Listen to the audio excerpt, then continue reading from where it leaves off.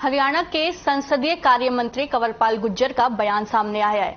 शुक्रवार से शुरू होने वाले मानसून सत्र को लेकर मंत्री कंवरपाल गुर्जर ने कहा कि मानसून सत्र को लेकर सरकार ने सभी तैयारियां पूरी कर ली है और विपक्ष के सभी सवालों का सरकार एक एक करके जवाब देगी। वहीं सत्र की अवधि बढ़ाने के सवाल पर उन्होंने कहा कि बिजनेस एडवाइजरी कमेटी की बैठक में फैसला करेगी। पंचकुला में किसानों के प्रदर्शन पर भी शिक्षा मंत्री ने कहा कि किसानों को प्रदर्शन की जरूरत नहीं, क्योंकि सरकार मुआवजे का ऐलान कर चुकी है। साथ ही मृतक किसानों के आश्रितों को भी 4-4 लाख रुपए मुआवजा राशि दी गई है। कांग्रेस के राजनीतिक कार्यक्रमों पर शिक्षा मंत्री ने प्रतिक्रिया देते हुए कहा कि बीजेपी सरकार जिस तरीके से काम कर रही है, भूपेंद्र सिंह हुड्डा की मार्मिक अपील पर भी उनको जनता का साथ नहीं मिलेगा। प्रदेश में एक बार फिर से बीजेपी के साथ आएगी।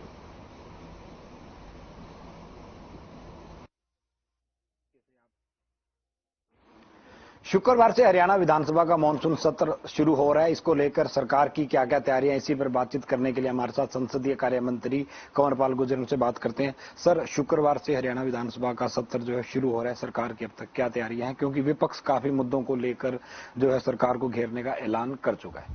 देखिए, मुख्य रूप से तो जो भी सवाल विधायक उठाते हैं उनके सवालों का जवाब देना ही मुख्य रूप से होता है, और वो हमारी तैयारी है और जल्दी जवाब हमारे पास आ जाएंगे। सारा का सारा हम पता करके उसका सारे सवालों के जवाब ठीक तरीके से सरकार देगी। इसके अलावा और दूसरे मौसम में कुछ लोग लेके आते हैं और कुछ विषय और भी उठाते हैं जिस प्रकार से, तो वो भी जो भी सवाल उठाएगा विपक्ष से, तो निश्चित तौर से उसके सही से जवाब दिए जाएंगे।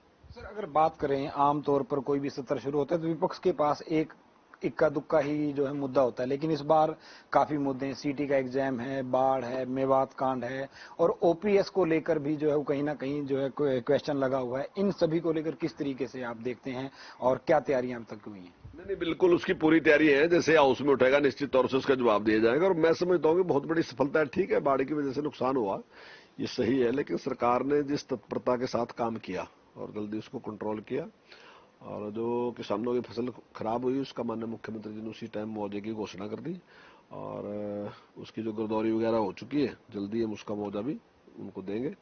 और जो आपने नू हिंसा की बात करी, तो नू हिंसा को जितना जल्दी से कंट्रोल किया वर्तमान सरकार ने, ये अपने आप में उसकी उपलब्धि है। यानी कि ठीक है, जो हुआ बुरा या वो नहीं मैं कह रहा, लेकिन एक ही दिन में सारा कंट्रोल करना बड़ी अच्छी परफॉर्मेंस है सरकार की। और समाज को जिस प्रकार से दोनों समाजों को उन्हें मिलाया, आपस में दोनों समाजों के जो अच्छे लोग थे उनको ऊपर उठाया और उससे कहा कि भाई आप शांति, उन्हें भी सहयोग किया, तो मैं समझता हूँ सरकार की बड़ी सफलता है इसमें। सर, एक नेता विपक्ष भूपेंद्र सिंह हुड्डा कहना है कि सरकार की तरफ से जो 3 दिन का टेंटेटिव मानसून सेशन तैयार किया गया है, जो कार्यक्रम तैयार किया, वो नाकाफी है, काफी सारे मुद्दे हैं और वो चाहेंगे कि सत्र की अवधि बढ़े। तो क्या सरकार इस ओर सोचती है कि 3 सीटिंग्स जो है वो शायद नाकाफी हो? विपक्ष की तरफ से करीबन 24 कॉलिंग अटेंशन और एडजर्न मोशंस वगैरह जो लगाए गए हैं, सब पर शायद 3 दिन में तो होगी नहीं चर्चा, एक दिन में 2 कॉलिंग अटेंशन अधिकतम लगाए जा सकते हैं। नहीं, देखिए, कॉलिंग टेंशन तो इतने ज्यादा आते हैं कई बार, उसमें कोई ये निश्चित नहीं होता कि जरूरी जो कॉलिंग टेंशन आपने लगाया कॉलिंग टेंशन है भी, मतलब उसमें एक तत्कालिक विषय है। अभी जैसे विषय घटित हुआ और आपने तुरंत ही उस पर कोई बात चर्चा करनी, तो वो कॉलिंग टेंशन है। अब ऐसा नहीं आप तो कुछ भी लगा दोगे कॉलिंग टेंशन में, कई बार तो ऐसे 25-25, 30-30 आ जाओ, तो वो 2 हम लगा लेते हैं। और मैं समझता हूं कि जितना टाइम वर्तमान सरकार दे रही है, पहले 10 साल सरकार चली, तो आप सारा का सारा उसका उठा के देख लो कि वो किस प्रकार से सेशन चलाते हैं, हम किस प्रकार से। मैं दावे के साथ कह रहा है कि उनसे लगभग 2 गुना के आसपास टाइम हम दे रहे हैं।